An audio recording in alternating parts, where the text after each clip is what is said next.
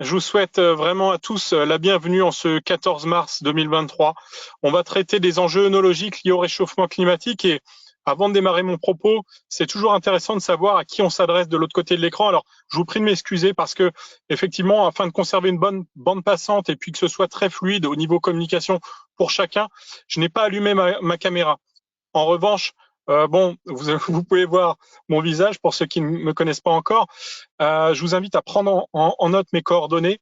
Vous aurez certainement plein de questions à l'issue en fait de ce webinaire et je vous invite à reprendre contact dans un second temps puisque ça va être assez riche. Alors je vais être aidé par Vincent justement pour passer les slides. Alors on va pouvoir y aller justement. Alors les enjeux œnologiques, on va parler de la gestion de l'eau notamment. Vous serez d'accord avec moi qu'aujourd'hui on est au mois de mars et il y a encore 3 semaines de ça, ce qui faisait la une des journaux, c'était, vous vous rendez compte, ça fait quasiment un mois qu'il n'a pas plu. On parle déjà de sécheresse et pourtant on est en pleine période hivernale. C'est là où on doit remplir les nappes phréatiques. Et c'est vrai que, eh bien, on a besoin de se réinventer. Notre métier, c'est un métier qui demande énormément de proactivité, de remise en question finalement de nos pratiques culturelles ancestrales. Alors, j'ai pas la prétention de tout réinventer, hein, finalement. Je vais juste aborder différentes pistes et surtout celles qui me concernent, notamment sur l'approche analytique. On va parler de l'énergie. Pareil, vous serez d'accord avec moi que les coûts de l'énergie, on n'en a jamais autant parlé qu'en ce moment. Voilà, on se rend bien compte qu'on est dépendant finalement de ce que l'on ne produit pas. Et donc, pour produire des frigories ou des calories, hein, vous qui vinifiez, vous savez que ça demande énormément d'énergie. Enfin, la préservation. Merci beaucoup. Tu reprends où tu en étais, c'est ça? Très bien. Alors, je vais juste revenir sur la slide précédente, s'il vous plaît. Ce serait bien parce qu'on t'a perdu pendant un moment, on t'a perdu, on n'a pas entendu. Exact. Exactement. Je vais essayer d'être concis. Vincent, Euh, voilà. je traitais justement. Voilà, on va pouvoir reprendre. Donc, je traitais des enjeux œnologiques, notamment la gestion de l'eau. Donc, bon, je vais peut-être faire de la répétition, mais comme on dit, vaut mieux se répéter que se contredire. Voilà, vous serez d'accord avec moi qu'on parle de sécheresse, de devoir se réinventer au travers de nos pratiques culturelles. Aujourd'hui, à travers cette présentation, j'aurai pas la prétention de vous donner les clés sur la gestion de l'eau. Ça sera hors de mon propos. Moi, je vais vraiment faire un focus sur la partie analytique. Quid de l'énergie pour produire des frigories ou des calories?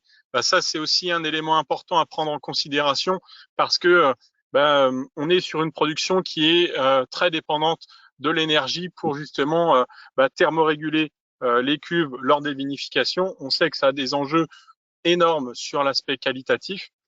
Mais moi, ce qui va m'intéresser aujourd'hui, et j'espère pouvoir vous apporter des éléments, c'est sur la préservation de l'équilibre physico-chimique et la gestion des risques microbiologiques de manière très proactive. Alors, on va pouvoir aller un peu plus loin au travers de cette présentation et on va aborder sur la slide suivante les pratiques œnologiques, justement. Alors, notamment en ce qui concerne la désalcoolisation des vins. Aujourd'hui, c'est une pratique que l'on entend de plus en plus, je dirais, à l'essai. Voilà. On voit qu'il y a une demande consommateur qui va vers des vins qui sont avec des titres alcoométriques plus faibles. De fait aussi, par des maturités de plus en plus poussées, il est plus qu'intéressant de pouvoir s'adapter à la demande consommateur, surtout dans une demande du marché qui a tendance à baisser sur la consommation des vins et notamment la consommation des vins français. Voilà, on sait qu'il y a des régions qui sont très concernées par cela. Et donc la désalcoolisation des vins, c'est une porte d'entrée, du moins, ou une solution qui vous est apportée. La correction de l'acidité par des techniques membranaires ou par voie biologique, ça c'est quelque chose que vous maîtrisez parfaitement, à voir en fonction des zones dans lesquelles vous vous situez, pour voir si ça colle par rapport au décret. Ensuite, la flash pasteurisation, là on va aller plus sur une stabilisation microbiologique, mais n'oubliez pas une chose, c'est que c'est pas parce que vous avez flash pasteurisé que votre vin ne peut pas être recontaminé derrière. Donc ça nécessite derrière de suivre ça comme le lait sur le feu, puisque quand vous allez appauvrir le milieu en micro-organismes, il est encore plus vulnérable à la moindre attaque microbio derrière. Voilà. La stabilisation tartrique des vins, c'est vrai que quand on a des acidités très particulières, notamment sur les derniers millésimes, c'est compliqué en fait d'avoir des vins stables. Donc c'est intéressant de pouvoir justement valider cela de manière rapide et proactive. Aujourd'hui, en fait, on peut faire des tests de mini-contact ou des TSAT. Allez, en 1 heure de temps, vous avez déjà un résultat. Concernant la stabilisation protéique des vins, je pense que chacun d'entre vous, vous avez été concerné par cela, par des vins qui sont instables sur le plan protéique. Et ça, c'est lié aussi aux paramètres physico-chimiques, puisque la stabilité protéique est liée à l'acidité du milieu, donc euh, plus loin au pH des vins, à la charge en protéines. Et donc, forcément, derrière, ça nécessite des traitements de clarification bien particuliers. Donc là, pareil, vous allez pouvoir justement mettre en place, ce qui est déjà le cas dans de nombreuses exploitations, des tests pour valider la colle à apporter et puis en plus de choisir la colle qui vous convient. La stabilité biologique des vins, là, en fait, vous voyez, aujourd'hui, on a des vins qui sont de plus en plus fragiles au niveau couleur, des vins qui ont tendance à rosir assez rapidement, des vins blancs qui tournent au jaune cuivré assez rapidement.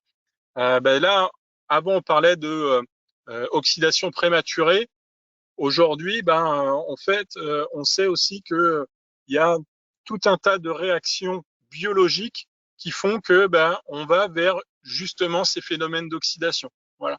Donc ça, c'est toute une chaîne à bien maîtriser. C'est l'obturateur en dernier lieu, bien sûr, mais bien avant, c'est prévenir tous les risques de dégradation enzymatique, puisque ça va déjà avoir un impact majeur sur la stabilité de vos vins.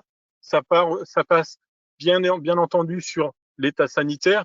Bon, je serais tenté de dire, sur les derniers millésimes, l'état sanitaire, il était quand même plus que convenable. Voilà.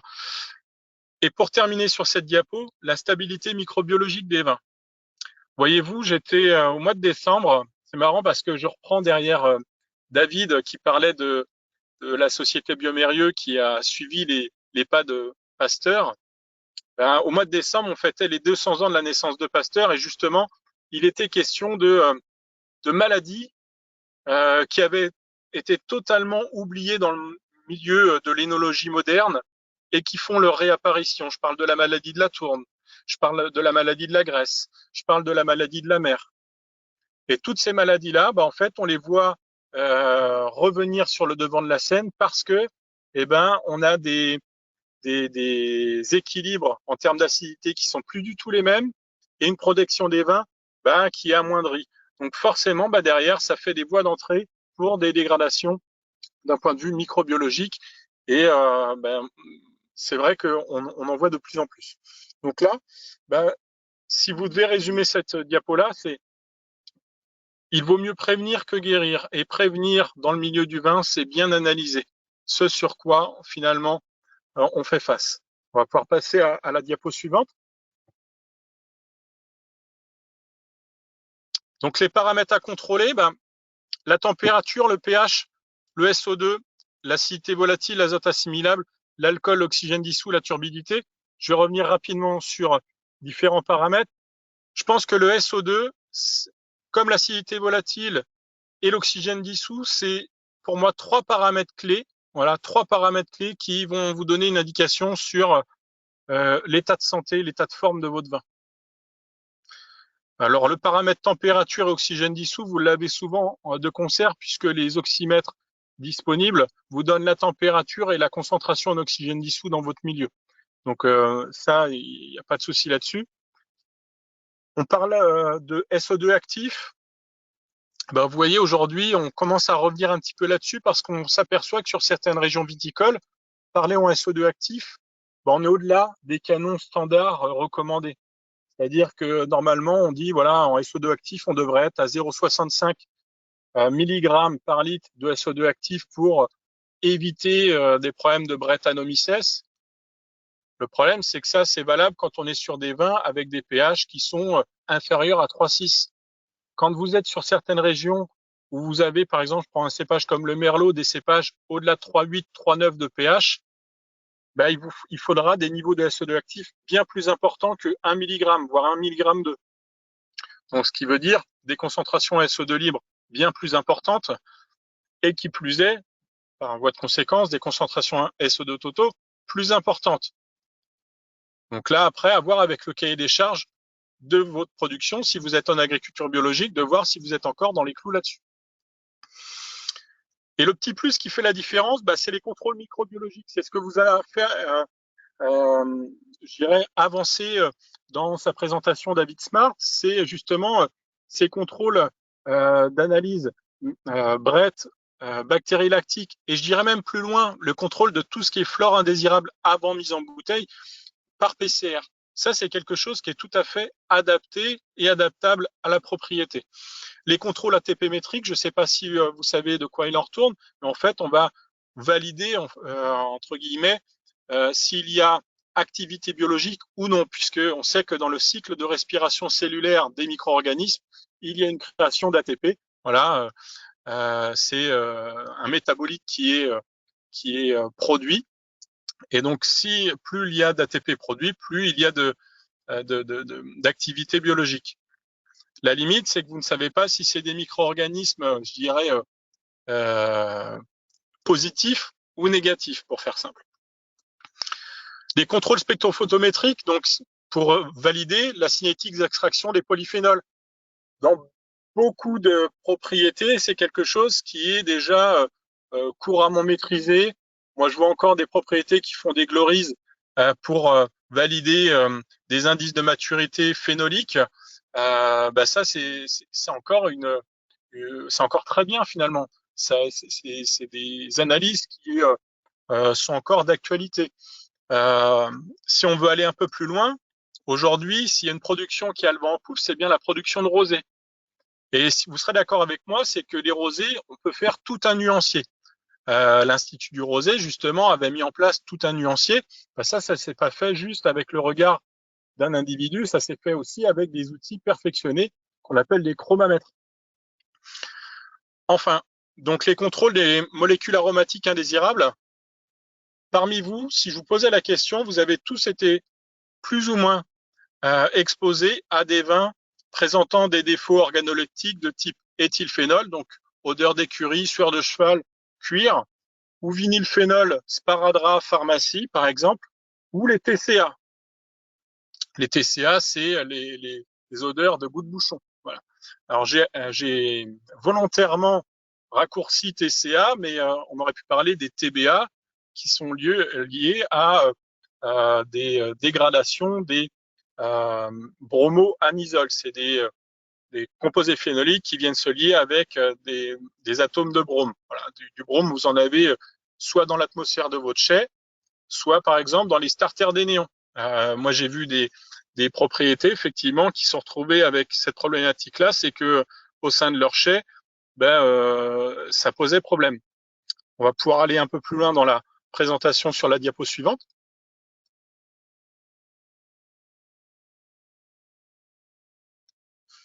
Donc en résumé, finalement, les enjeux œnologiques, clairement, ils sont de prévoir ce que sera finalement l'œnologie des 10 prochaines années.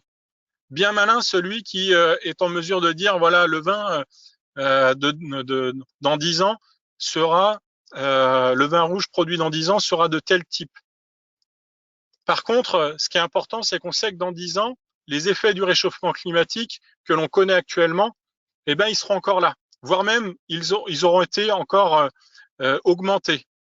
Et donc, tous ces effets de surmaturité, de récolte avec des acidités faibles, des concentrations en sucre élevées, avec des risques microbiologiques accentués, avec des chais, finalement, où on a laissé développer dans certains endroits une flore indésirable.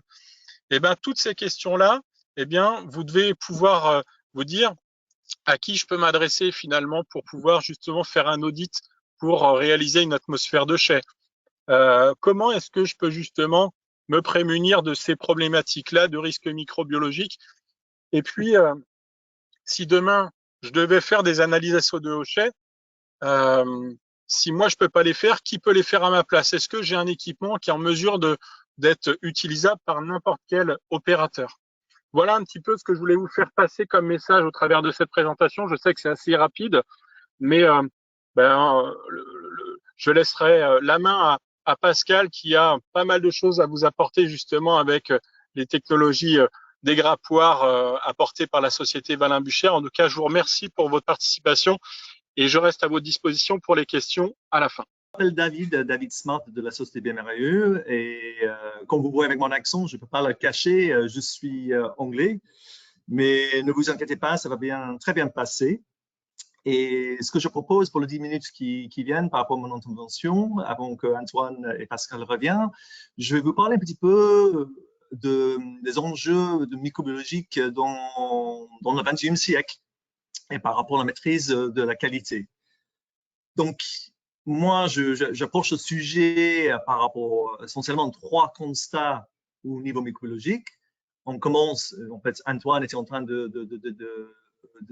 d'élaborer sur le sujet, c'est le changement climatique avec les impacts notamment sur le pH et le sucre qui est présent. Donc, sur le plan microbiologique, évidemment, ce n'est pas forcément quelque chose de souhaitable. Il y a aussi, par rapport pourquoi la microbiologie devient de plus en plus importante, c'était toujours important depuis le début de l'ère du vin, mais aussi l'aspect tendance de consommateurs. Il y a de plus en plus de vins. Certains parmi vous, certainement, sont orientés sur le vin biologique. Il y a aussi une tendance vers une diminution de taux d'alcool dans les vins. Et le troisième aspect microbiologique, c'est cet aspect de qualité, la sensibilité du consommateur sur la qualité, peut-être aussi le niveau de connaissance sur le vin. Et un dernier point par rapport à la qualité au centre de tout, c'est qu'aujourd'hui, avec les réseaux sociaux, le partage des expériences positives mais aussi négatives n'a jamais été aussi rapide. Bon, ça c'est le constat par rapport à la microbiologie. Commençons juste à regarder un petit peu la méthode de détection de bactéries de levure. Quand on parle de levure, souvent on pense tout de suite au Brettanomyces, le Brett. Essentiellement, il y a 4 technologies qui sont appliquées, utilisées dans le laboratoire ou dans le laboratoire du domaine. Donc, ça veut dire sur place chez vous, par exemple. Et commençons par la microbiologie traditionnelle. Donc, ça se présente soit en boîte, et il faut attendre que les micro-organismes poussent. Typiquement, pour le Brettanomyces, ça prend 5, 7, voire 10 jours. C'est une des contraintes de cette techno.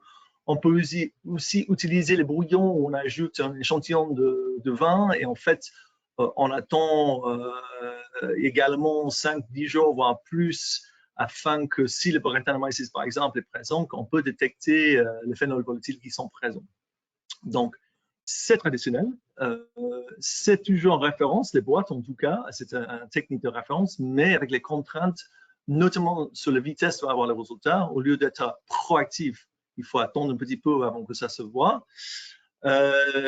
Deuxièmement, un autre problème pour le traditionnel, c'est qu'en fait, on est obligé de compter sur le fait que le micro-organisme, dans la levure, par exemple, ou le lactique ou acétique, c'est pareil, pousse. Et dans certaines situations, surtout avec les stress du vin, avec l'alcool, le pH, etc., en fait, on peut avoir un état où en fait les micro-organismes, je vais y arriver, restent dans un état dormant. Donc en fait, ils poussent pas, mais ils sont vivants. Et en fait, ils peuvent par la suite créer des problèmes, même si c'était négatif au moment d'analyse.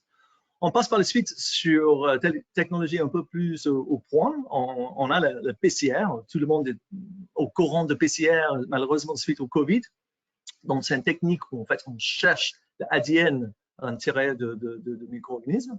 On n'a pas besoin d'attendre que ça pousse pour détecter. Par contre, ça nécessite un investissement assez important, même si c'est très sensible et très spécifique.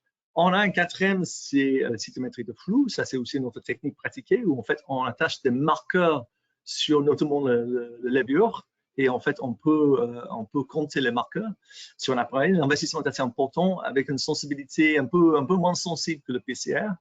Et le quatrième, que certains parmi vous pratiquent certainement, où on voit à l'extérieur, c'est en fait, on ne cherche plus le micro-organisme, le bret par exemple, toujours le bret, mais pas que, et on cherche les métabolites, donc notamment le phénol. Mais souvent, les phénols sont présents seulement au moment où en fait, les brets ont été déjà présents depuis un bon moment. Donc, comme toute techno, il y a les avantages et les désavantages. Qu'est-ce qu'on cherche pour une technique idéale, surtout une technique qu'on peut faire chez vous? Donc, ça veut dire que vous serez dans une situation d'être proactif au lieu de réactif. L'idéal, c'est toujours quelque chose qui est très simplement intégré dans votre laboratoire existant, sans forcément investir, par exemple, dans un microbiologiste spécialisé. Aussi, on cherche quelque chose afin d'être proactif, un résultat le jour même. Comme ça, on peut vraiment prendre des décisions sur place, rapides, avec les informations nécessaires. Mais on cherche toujours une solution, ou cherchez toujours une solution qui a la même performance de laboratoire extérieur et aussi suffisamment sensible pour qu'on peut détecter l'apparence de contaminants, de flore d'altération, bien avant ça impacte la qualité du vin. Et c'est dans cette optique que bMRE, qui a acheté une société américaine, Invisible Sentinel, en fait, a travaillé en collaboration avec une domaine américaine, Jackson Family Winery en Californie.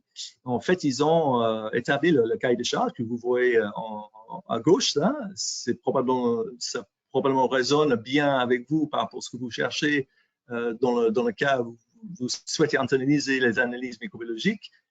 Facile à mettre en place. Capable de détecter tout ce qui est pertinent par rapport à la qualité et de détecter bien avant qu'il y ait un impact. Et donc, en fait, avec cette approche, en fait, la naissance de plateformes à base de PCR, le VeriFlow était né en 2014. Le concept de VeriFlow, je ne vais pas rentrer dans les détails, je ne vais pas vous apprendre en une minute le détail microbiologique, mais en gros, on utilise le PCR comme pour le COVID, qui est très sensible et très spécifique pour détecter la présence.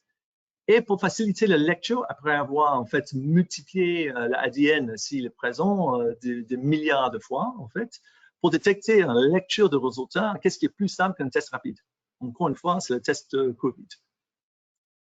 Le protocole par rapport à la solution VeriFlow, c'est très simple. En fait, c'est le résultat en dessous de 4 heures. Et donc, au niveau de manipulation dans le laboratoire, en fait, il y a 15 minutes de préparation d'échantillons, dont 10 minutes, c'est une centrifugation. Donc, grosso modo, on prend notre échantillon, ça peut être du vin, ça peut être de lys, ça peut être le rinçage. En fait, on peut analyser tous les échantillons possibles chez vous. Typiquement 25 ml de vin, par exemple, centrifugation. Après ça, on a le culot où on concentrait le flore d'altération. On enlève le surnatant, on ajoute un tampon, on met dans la photocopieuse qui s'appelle un thermocycleur, on attend 2 heures et après on transfère l'échantillon sur un test rapide, 3 minutes et on a un résultat. Et en fait, on a un résultat qui est semi-quantitatif. Vous voyez ça en fait en bas ici. On a une échelle, en fait, une sensibilité à partir de 10 cellules par millilitre. Donc, ça, c'est le seuil de détection, jusqu'aux 1000 cellules par millilitre. Et plus ou moins autour de 500 cellules par millilitre, c'est probablement le seuil où vous commencez à détecter vous-même les phénols volatiles. Donc, en fait, vous voyez, avec cette approche qui est semi-quantitative, qu'on peut détecter l'apparence bien avant un impact sur la qualité du vin. Un autre aspect que bMRE a travaillé ces derniers temps, et en fait, on a lancé l'année dernière, c'est aussi un des avantages de le PCR avant cette nouveauté, c'est qu'en fait, le PCR détecte l'ADN venant de Brettanomyces vivants et mortes. Donc, il est incapable de distinguer entre les deux. Et en fait, nous, on a mis au point pour notre protocole, en fait, une étape de plus d'intégration qui ajoute 10 minutes, où en fait, on ajoute un molécule qui s'appelle propénium monoésa, et vous voyez ça écrit en haut à gauche là.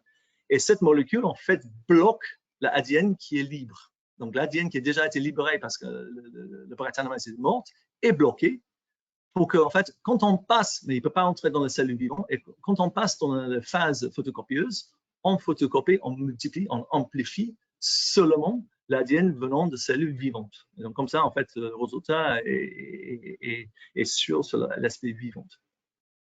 Mais on n'a pas que le Brettanomyces. Avec toutes les gammes, il faut avoir aussi d'autres approches selon les stades de partie vinification et maturation.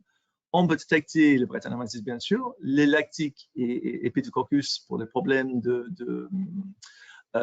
pendant fermentation lactique. Et en nouveauté, deux tests de nouveauté qui est en fait le test de dépistage sur la partie bactérie, lactobacillus lactique et acétique, et sur la partie levure fermentaire. Dans tous les cas, c'est un résultat en dessous de 4 heures et c'est une seule détection, quel que soit le micro-organisme, de 10 cellules par millilitre. Donc, en fait, avec cette extension, augmentation de gamme, en fait, à toute étape post-fermentation, il y a le risque, parce qu'en fait, on parle de gestion de risque différent que c'est les Brettanomyces ou c'est plutôt juste avant la mise en bouteille, plutôt un dépistage. Tout ça est possible. Je finis avec ma dernière slide. Merci beaucoup, mais je finis avec ma dernière slide. Juste un petit sommaire, en fait, qui est BMAE. Parce que, en fait, normalement, j'ai suivi Antoine et je voulais finir juste un peu qui est BMAE. Société française, familiale, famille Mérieux. On voit, en fait, les 4 générations de Mérieux devant vous. Avec Marcel Mérieux, qui est en fait un étudiant de Louis Pasteur. Donc, en fait, toute cette microbiologie dans la famille. Et en fait, on intervient en tant que leader mondial sur le diagnostic microbiologique sur à la fois la santé de humains, mais aussi sur la qualité et sécurité de produits de consommation. Donc, le vin dans ce cas. Et avec ça, je vous laisse la main. Je ne sais pas qui est prêt, c'est Pascal ou Antoine. Mes coordonnées sont là-bas et merci beaucoup pour votre temps. Merci à tous de l'invitation et merci de l'invitation à Vignovin pour vous présenter effectivement des solutions de Bucher-Vaslin par rapport effectivement aux effets du changement climatique. Donc, pour nous, pour ce qui est de Bucher-Vaslin, les effets du climat vont plutôt avoir un effet sur effectivement le raisin, mais aussi le vin, et notamment des effets, on va dire, comme ça a été dit, sur le développement plus précoce de nos vignes, ça veut dire des risques de gel qui se concrétisent par des pertes de récolte, mais aussi les floraisons plus avancées, donc avec des risques de coulure et surtout d'hétérogénéité des baies. Et ça va avoir directement un impact sur effectivement la maturité, ça veut dire on va avoir de plus en plus de baies hétérogènes et on pourrait avoir des solutions au niveau du tri, mais aussi avoir des conséquences au niveau du pressurage et de l'extraction des jus. Le stress hydrique qui va nous amener des arômes de surmaturation, excusez-moi, de perte de fraîcheur, qui va nous apporter, lorsqu'elle est importante, du flétrissement du raisin, avec des rendements en jus qui sont modifiés, donc des conséquences au niveau de l'atelier extraction. Et sur la maturité, le problème qui se pose à nous aujourd'hui, c'est qu'on vendange de plus en plus tôt, donc à des températures de vendange qui sont de plus en plus importantes, et ce qui nous oblige effectivement à traiter le raisin de plus en plus rapidement. Parce qu'en gros, la température et surtout les phénomènes enzymatiques, une fois qu'il y a rupture de la pellicule, c'est une course contre la montre qui est lancée et elle joue contre nous le plus souvent. D'où l'intérêt d'extraire effectivement les jus le plus rapidement. Enfin, l'autre impact, c'est que, comme ça a été dit précédemment, ces raisins ont généralement plus de sucre, moins acide et des pH plus élevés. Et le pH est effectivement un des points, comme il a été dit précédemment, qui est certainement un des plus regardés par les vignerons aujourd'hui.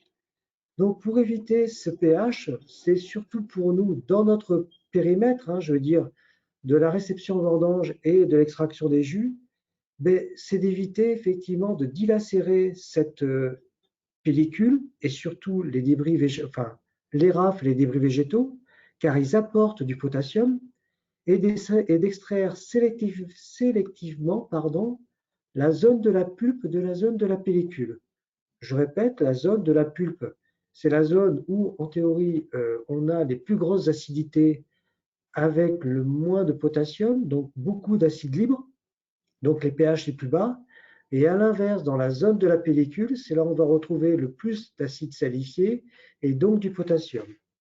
Et donc, un des points importants lors de l'extraction des jus, ça va être de bien séparer ces deux zones pour se préserver le plus possible des pH bas dans la grande majorité de nos jus, ça veut dire les jus de la pulpe qui correspondent essentiellement aux jus de goutte ou de premier pressurage.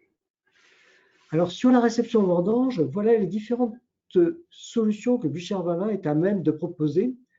La première, c'était la benne REC, qui est une benne qui a été développée avec l'INRA de pêche rouge et qui permet à la vigne de séparer les jus libres de la vendange. Ces jus libres sont mis dans un cuvon et sont inertés et sulfités, donc stabilisés. L'intérêt, c'est que ces jus ont peu ou pas pris de couleur et qu'ils ont peu macéré, donc ils ont des taux de potassium bas et des taux de potassium bas, oui, et des pH plutôt bas. L'autre intérêt de cette benne, c'est que lors du déchargement, elle permet de vider la benne et en même temps de vider les cuvons en même temps. On n'est pas obligé d'abord de vider le cuvon et après de vider la benne. Les deux peuvent se faire au même moment. Le tri de vendange est une solution qui soit mécanique ou densimétrique ou optique, puisqu'il permet d'éliminer tous les débris végétaux et donc d'éliminer, notamment dans les vinifications rouges, la prise de potassium par ces débris végétaux. L'autre solution qui a été lancée cette année, c'est le tri optique Vistalis Ruby, qui est un tri maturité qui va détecter en optique par B le niveau de concentration en anthocyane par B. Donc, c'est un tri maturité qui va nous permettre de sélectionner le type de vendange que l'on désire, soit les vendanges à faible maturité, les écarter, du moins pour en faire des rosés, par exemple, ou des vins plus légers, ou même écarter les baies les plus surmûries pour éviter effectivement que ces baies surmûries donnent des arômes de pruneaux ou autres qui pourraient impacter la fraîcheur et le fruité des vins. Enfin, technologie d'éraflage au silice qui permet de séparer les baies de la rafle sans libération de potassium. Ça veut dire en dilacérant le moins possible les rafles. Il n'y a pas de macération, pas de trituration, et par ce biais, on préserve l'acidité et le pH. Au niveau de l'atelier pressurage, pour limiter ces effets du climat, on peut toujours être pareil dans la problématique de préserver notre acidité des jus. On a la solution Organ, qui est un programme autodécisionnel, le programme de pressurage, qui nous permet d'optimiser au mieux le temps de pressurage et donc de limiter le temps de macération ou le temps de contact jus-pellicule. On a aussi la solution qui est très pertinente de la sélection des jus via le volucomptage, qui nous permet vraiment et assez justement de bien séparer ces jus de la pulpe, ces jus de la pellicule. Pour faire simple, sur une vendange de 100 kg de vendangée raflée foulée, on peut dire que les 60 premiers litres sont vraiment les jus de la pulpe et ne sont peu riches en potassium, donc c'est vraiment le cœur. Et la zone, on va dire incertaine, c'est la zone qui va de 55 litres à 65-70 litres, qui est une zone entre la pulpe et la pellicule, où là, il faut parfois le nez, la bouche de l'énologue ou du vigneron pour détecter quand il y a une augmentation d'amertume ou du pH. Et enfin, en tout cas, ce qui est sûr, c'est que la zone qui va de 65 à 75 litres sur mes 100 kg, elle, c'est vraiment la zone de la pellicule. Et donc, c'est la zone la plus chargée en potassium. Enfin, Maestro, alors pour arriver à cette sélection, il faut impérativement connaître la masse de vendange que l'on met dans le pressoir. On peut connaître le volume qu'on extrait, mais par contre, nous, dans l'État, on n'a pas la masse. Sauf la dernière évolution qu'on a apportée, Maestro, qui est un pressoir sur peson, qui, lui, a la masse de vendange qu'on lui met et connaît le volume qui en sort. Donc, par ce biais, il connaît en direct le volume, le rendement d'extraction, ça veut dire le volume extrait sur la masse de vendange. Enfin, dans ces contributions aux adaptations au climat, comme ça a été dit, l'hygiène est un point important. Et là-dessus, on a été, le Bucher-Valin, un des premiers à introduire les drains polymiroirs, donc avec des facilités de nettoyage très très bonnes, mais aussi à introduire les drains pivotants sans outils qui permettent de nettoyer le dessus et le dessous du drain, et Aquaplus qui a été lancé il y a 2 ans, qui est une solution automatique de laver l'intérieur du pressoir sans entrer dedans. Alors, ça, ce sont les exemples qu'on peut donner au niveau de nos outils par rapport à l'adaptation au climat. Mais comme vous le savez, Bucher-Valin est aussi une société où nous fabriquons du matériel. Et par rapport à ça, nous avons aussi une certaine responsabilité à essayer de produire et de fabriquer du matériel en adéquation avec nos enjeux de demain, ça veut dire l'impact carbone, la réduction d'eau et la réduction d'énergie, tout en préservant le même bénéfice à nos vignerons. Et par rapport à ça, l'exemple que je pourrais vous donner, c'est sur l'atelier éraflage. Pascal, je m'excuse de te couper la parole, mais c'est un petit peu chevrotant, donc je te propose de couper ta caméra, voir si on récupère un petit peu en qualité du son, pour privilégier le son. Voilà, je te laisse faire un essai. Voilà. Vas-y, vas-y. Parfait. Est-ce que vous m'entendez bien là maintenant? Là, c'est beaucoup, beaucoup mieux. Je te laisse finir comme ça. Ah oui, très bien. Donc, l'exemple que je pouvais vous donner sur un exemple d'éco-conception, c'est sur l'atelier éraflage. Alors, on va un peu sortir du domaine de l'énologie. Moi aussi, je suis énologue, mais on va rentrer dans le domaine de la conception mécanique et parler d'analyse fonctionnelle. Si on prend notre bon vieux érafoir à cage tournante avec un arbre rotatif, on voit que dans son analyse fonctionnelle, l'arbre et la cage avaient assuré 2 fonctions. Ils assuraient la circulation de la vendange, de l'entrée à la sortie, et en même temps, ils assuraient la séparation grain-pédicelle. Donc, ils assuraient 2 fonctions. Avec les technologies d'érafoirs oscillantes, l'oscillation assure seule la séparation grain-pédicelle, et c'est la gravité qui assure la circulation de la vendange du haut vers le bas. Par ce fait, on a pu réduire alors là c'est un comparatif que je vous présente, ça veut dire pour un même bénéfice client, ça veut dire une vendange éraflée avec moins de 0,3% de débris verts et une production de jus inférieure à 40 ml par kilo de raisin traité.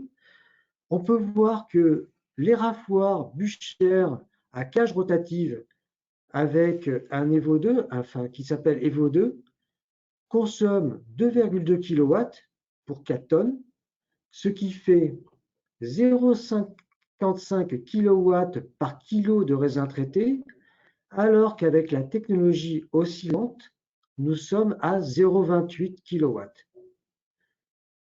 Si on se compare par rapport à nos concurrents avec des mêmes technologies oscillantes, on voit que Sogma est à 0,36 pour des données constructeurs de 9 tonneurs et Pelink pour un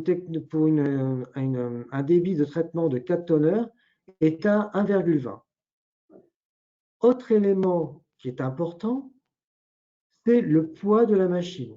Les rafoirs traditionnels étaient à 850 kg, on a réussi à le réduire à 450 kg, là où nos concurrents sont à 650 et 600.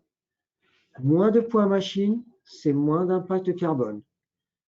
C'est aussi moins de poids machine, c'est un peu corrélé, mais c'est des temps de lavage qui sont réduits, donc des consommations en eau qui sont aussi réduites. Sur la technologie antérieure, il nous fallait 30 minutes, il nous faut maintenant 15 minutes, quand nos concurrents sont à 35 et 60. Donc, on se retrouve avec moins d'eau consommée sur cette nouvelle technologie d'arafoir, moins d'énergie et moins de poids machine. donc pour toujours un même bénéfice client en termes d'efficacité et de travail du raisin. Donc là, on avait ici un exemple assez bien réussi, on n'en a pas toujours, mais quand on en parle, d'atelier éraflage où on a pu travailler à apporter un gain sur, on va dire, les 4 tableaux que sont une amélioration du travail du raisin, une amélioration sur l'optimisation énergétique, sur l'eau et sur le poids machine. Voilà, je vous remercie et je vous laisse part aux questions.